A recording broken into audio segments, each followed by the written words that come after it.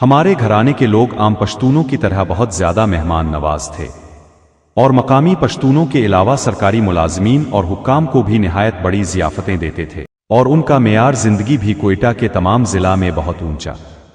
کابل اور قندھار کے خوانین کی طرح تھا۔ جب ایک مرتبہ کسی کے ساتھ مہمانداری اور آنے جانے کی راہ و رسم بن جاتی تو پھر ہمیشہ وہ راہ نبھاتے، یہاں تک کہ بعض گلستان کے سب سرکاری ملازمین کو مہمان نوازی کے علاوہ اپنے باغوں کے ہر میوہ میں بھی حصہ دیتے تھے، اور جب بھی وہ گلستان سے تبدیل ہو جاتے تو بھی از خود ان کی خواہش پر یہ حصہ پشین اور کوئٹہ بھی پہنچاتے تھے، اور کسی کو تو پنجاب بھی بھیجتے تھے۔ ابتدا میں بھی اور میرے دور میں بھی ہم یہ کام مہمان نوازی اور بہتر سلوک کے طور پر کرتے تھے، لیکن وہ اکثر اسے ایک خوشامد اور رشوت سمجھتے تھے، کیونکہ یہ لوگ اس چیز کو کوئی اہمیت نہیں دیتے تھے اور نہ کوئی خاص پرواہ کرتے تھے۔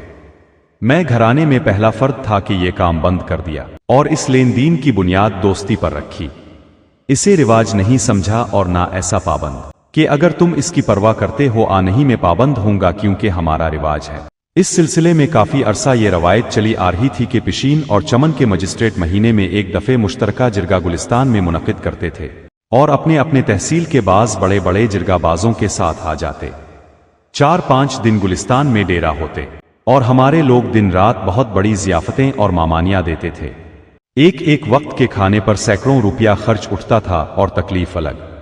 میں جب کچھ بڑا ہوا تو اس بات کی طرف توجہ ہوئی کہ میرا ہمارے بزرگوں کو بھی جب کبھی کوئٹہ پشین چمن گزر ہوتا ہے تو یہ جرگہ باز اور حکام ہماری کبھی ایک وقت بھی دعوت نہیں کرتے۔ میں جب کچھ بڑا ہوا تو اس بات کی طرف توجہ ہوئی کہ میرا ہمارے بزرگوں کو بھی جب کبھی کوئٹہ پشین چمن گزر ہوتا ہے تو یہ جرگہ باز اور حکام ہماری کبھی ایک وقت بھی دعوت نہیں کرتے، تو ہم کیوں دیں؟ یہ تو یہ لوگ بہتر سلوک مہمان نوازی نہیں سمجھتے،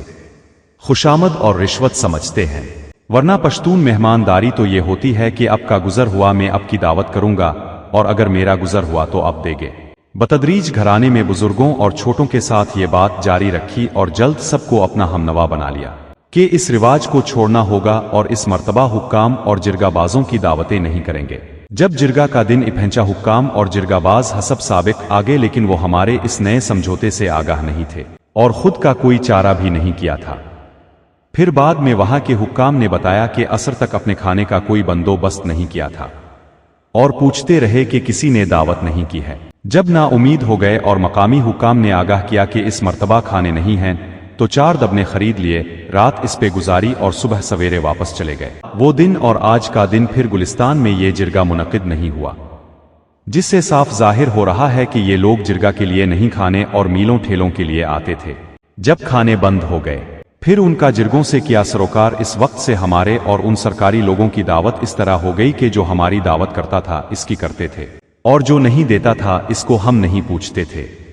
میں نے اپنے گھرانے کی باتیں اس لیے قدرے طویل کر دے کہ بنیادی طور پر یہ باتیں میری زندگی اور بلوچستان کی سیاست کے ساتھ پس منظر کے طور پر بہت تعلق رکھتی ہیں۔ ہمارے گھرانے کا انگریزوں کی حکمرانی، ان کی قربت، ملازمت اور خدمت کی اس بیزاری کی روح سے گو کہ بیشتر لوگ تعلیم یافتہ اور ان میں بعض زیادہ سمجھدار، اور پھر گلستان مڈل سکول صوبے کے ابتدائی سکولوں میں سے ایک تھے جس میں ہمارے کنبہ کے جوان تعلیم حاصل کرتے تھے۔ اس ابتدائی دور میں ہند کے مسلمان انگریزی درسگاہوں سے بیزار اور دور تھے۔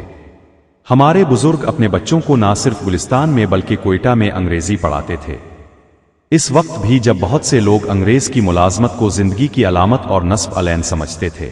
ہمارے گھرانے کے لوگ نہ خود انگریز سرکار کی ملازمت کرتے تھے اور نہ اپنے بچوں سے کراتے تھے۔ لیویز کی نوکری جو سر رابرٹ سنڈیمن کی دام کا سب سے بڑا رسہ تھا، اور بلوچستان کے بیشتر قوموں کے سرکردہ اس میں پھنس گئے۔